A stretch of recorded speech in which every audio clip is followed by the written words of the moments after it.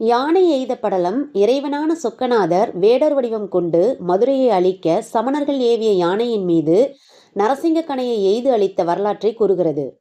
காஞ்சி மன்னனின் சூழ்ச்சி, சமணர்கள் ஏவிய யானையின் வலிமை, யானையை அழிக்க வந்த இறைவனான வேடுவரின் நடவடிக்கைகள், யானை வீழ்ந்த விதம் ஆகியவை இப்படலத்தில் அழகாக கூறப்பட்டுள்ளன. மதுரையில் இன்றைக்கும் இருக்கும் யானை மலை, நரசிங்கர் கோவில் ஆகியவை உண்டான விதம் இப்படலத்தில் விளக்கப்பட்டுள்ளன.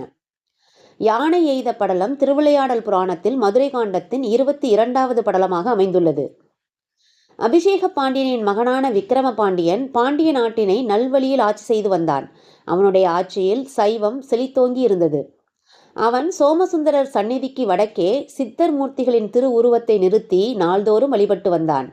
இன்றைக்கும் மீனாட்சி அம்மன் கோவிலில் சொக்கநாதருக்கு அருகே எல்லாம் வல்ல சித்தரை நாம் தரிசிக்கலாம். விக்கிரம பாண்டியனிடம் காஞ்சியை தலைநகராக கொண்டு ஆட்சி செய்த சோழ அரசன் ஒருவன் நீண்ட நாள் பகைமையை கொண்டிருந்தான். சமண சமயத்தை தழுவிய அவ்வரசன் விக்கிரம பாண்டியனை நேரடியாக போரிட்டு வெல்ல இயலாததால் அவனை சூழ்ச்சியால் வெல்ல எண்ணினான்.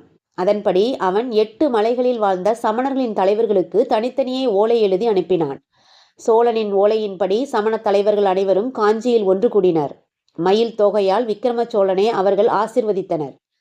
சோழ அரசன் அவர்களிடம், விக்கிரம பாண்டியனை நேரில் வெல்ல இயலாததால் நீங்கள் அபிசார வேள்வியை உண்டாக்கி அவனை கொன்றுவிடுங்கள். அவ்வாறு நீங்கள் செய்தால் நான் என்னுடைய நாட்டில் பாதியை உங்களுக்கு தருவேன் என்று கூறினான்.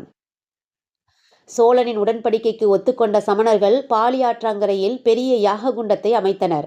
அதில் எட்டி உள்ளிட்ட தீய மரத்தின் விறகுகளையும் நச்சு உயிர்களின் ஊன், மிளகு பொடி கலந்த எண்ணெயையும் ஊற்றி அபிசார வேள்வியை தொடங்கினர்.